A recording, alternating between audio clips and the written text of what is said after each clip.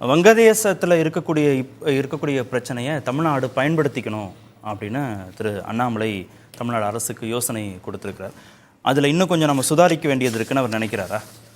Corona நெருக்கடி காலத்தில் இதே மாதிரியான சூழல் சைனாவுக்கு ஏற்பட்டுச்சு. ஏன்னா சைனா வந்து இந்த ஜீரோ கோவிட்னு ஒரு பாலிசி பின்பற்றினாங்க. சைனா தான் நீங்கள் கார்மெண்ட் இண்டஸ்ட்ரியில் நீங்கள் பங்களாதேஷெல்லாம் நம்ம பேசிக்கிட்டு இருக்கோம், வேர்ல்ட்ஸ் டாப்புங்கிறது சைனா அண்ட் வியட்நாம் தான். இந்த வாய்ப்பு திருப்பூருக்கு வர்றதுக்கான எல்லா சாத்தியத்தையும் திருப்பூரில் இருக்கிற முதலாளிகள் உணர்ந்தாங்க. முதலாளிகளுக்கு ஆர்டர் வருது, ஆனால் பயன்படுத்த முடியல. கொரோனாக்கு பிறகு கொரோனா காலத்திலேயே அந்த அவங்க நீண்ட காலம் அந்த ஜீரோ கோவிட் பாலிசி கடைபிடிச்சாங்க.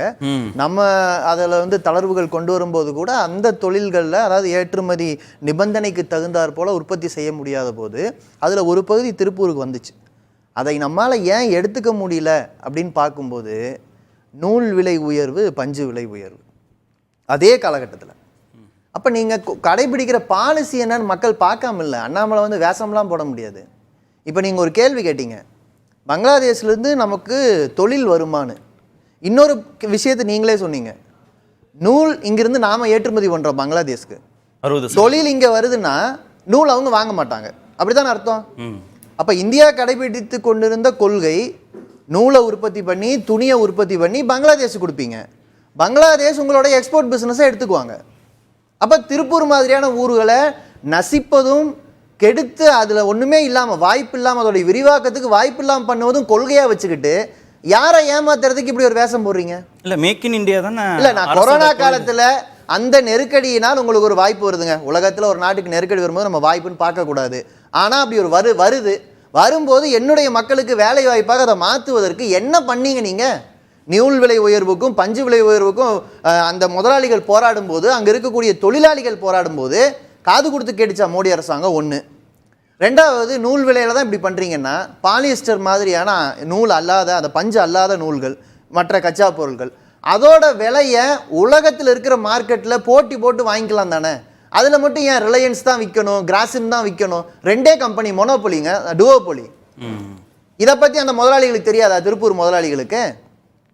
இப்போ இங்கிருந்து நூல் உற்பத்தி பண்ணி துணி உற்பத்தி பண்ணி ஏற்றுமதி பண்ணுறவங்க பங்களாதேஷ் நெருக்கடியால் பாதிக்கப்படுவாங்க.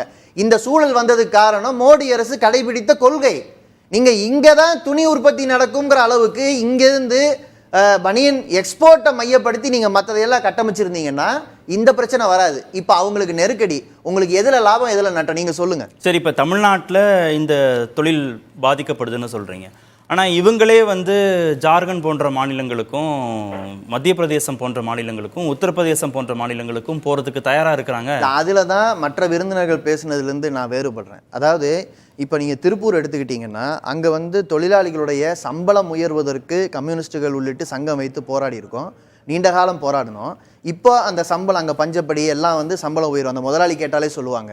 சம்பள உயர்வுக்கு பிறகு இந்தியா முழுவதும் பல மாவட்டங்கள்லேருந்து முதல் ஆட்கள் வந்தாங்க, அப்புறம் பல மாநிலங்கள்லேருந்து திருப்பூரை நோக்கி ஆட்கள் வந்தாங்க. ஊதிய உயர்வு, அந்த ஊதியத்தை தேடி அது மூலமாக நம்ம குடும்பத்துக்கு அனுப்பலாம்னு இடம்பெயர்ந்து வந்தாங்க.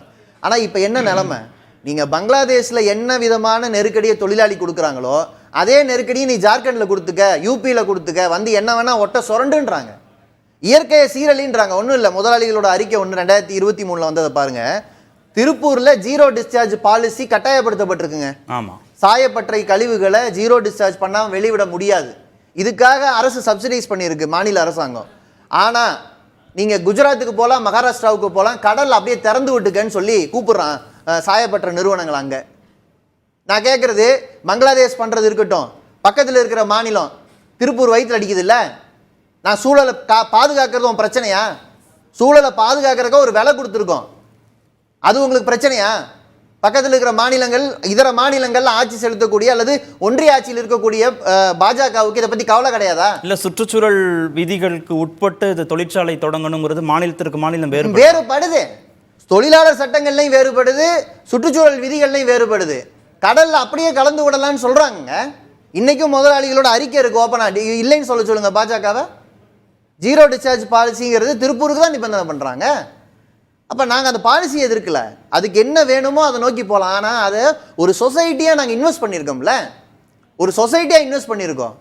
இன்னொன்று, ஒரு பெரிய பாடம் கற்றுருக்கோம். நொய்யலார ஒரு கடுமையான அழிவுக்கு கொண்டு போய் சேர்த்துட்டு அதிலிருந்து அந்த சொசைட்டி பாடம் கற்றுருக்கு. நான் எல்லாத்தையும் புகழ்ந்தெல்லாம் பேச மாட்டேன். திருப்பூர் முதலாளிகள் லாபத்திற்காக செய்த தவறிலிருந்து கற்றுக்கொண்டு இப்போது சில திருத்தங்களை பண்ணும்போது போட்டி யாரோட பண்ணணும்? நீங்க இதை நிபந்தனையாக்கணும். ஏன்னா நான் வந்து அதை விட அடுத்த ஸ்டேஜில் இருக்கேன். தேவை என்ன தெரியுமா? எங்களுடைய முதலாளிகள் பல வெளிநாட்டு பெயர்களால் ஏமாற்றப்படும் போது கை கொடுக்கிற இடத்துல மோடி அரசாங்கம் வர்றதில்லை. பல கோடி ரூபாய் நட்டம், முழு பொறுப்புமே மத்திய அரசுக்கு மாதிரி நிச்சயமா எக்ஸ்போர்ட் சார்ந்த தொழிலுங்க இது. நீங்க வெறும் உள்நாட்டு சந்தைன்னு வச்சுக்கிட்டா இப்போ ஒன்றும் இல்லை, பங்களாதேஷ்க்கும் நமக்கு இருக்கிற அட்வான்டேஜ் அதுதான். அந்த அட்வான்டேஜை வாய்ப்பா பயன்படுத்த முடியாம விட்டதும் மோடி ஆட்சி தான். நமக்கு இந்தியாவில் ஒரு உள்நாட்டு சந்தை இருக்கு, அதை வச்சுட்டு எக்ஸ்போர்ட் பண்ணலாம். நம்மளை விட சீப்பா எப்படி பங்களாதேஷ் எக்ஸ்போர்ட் பண்ண முடியுது? இல்ல மாநில அரசுக்கான ரெஸ்பான்சிபிலிட்டிஸ் ஒண்ணும் இல்லை. மாநில அரசு செஞ்சிருக்காங்கன்ற நான் பல விஷயங்கள்ல செஞ்சிருக்காங்க. ஆனா இப்பவும் கூட மின்கட்டண உயர்வோ மற்ற விஷயங்களோ இன்னைக்கும் கோரிக்கையா வைக்கலாம், தப்பு இல்லை. ஆனா ஒன்றிய ஆட்சி ஜிஎஸ்டி நிர்பந்தம்ங்கிற முறையில கெடுக்கிறாங்க. ஓப்பன் ஃப்ரீ மார்க்கெட்னு சொல்லிட்டு கச்சா பொருள் வாங்கும்போது பாதிக்கிற மாதிரி, ஆனா நாங்களே பொருளை விற்க போகும்போது ஃப்ரீ மார்க்கெட் ரெண்டு பக்கம் பொருந்தணும் இல்லைங்க. வாங்கும்போது போட்டிக்கு ஏற்ற மாதிரி எந்த நாட்டில் வேணால் வாங்கிக்கலாம், விலை கம்மியாக வாங்குறதுக்கு வாய்ப்பை கொடுக்கணும். அது கிடையாது. 2 டூவோபோலி இருக்குது பாலியஸ்டரில், இன்னும் மற்ற கச்சா பொருட்கள்லையும் இருக்குது. நாங்கள் விற்க போகும்போது எல்லாரோடையும் போட்டியிடணும். நீங்கள் சிறு முதலாளிகளை நோக்கி இப்படி ஒரு கான்சென்ட்ரேஷனை, இப்படி ஒரு தாக்குதலை தான் தர்றாங்கன்னு நான் சொல்லுவேன். ஏன் வந்து சிறு முதலீடுகளுக்கு ஆதரவான ஒரு கொள்கையை பாஜக வகுத்து இதுதான் எங்களுதுன்னு சொல்லக்கூடாது?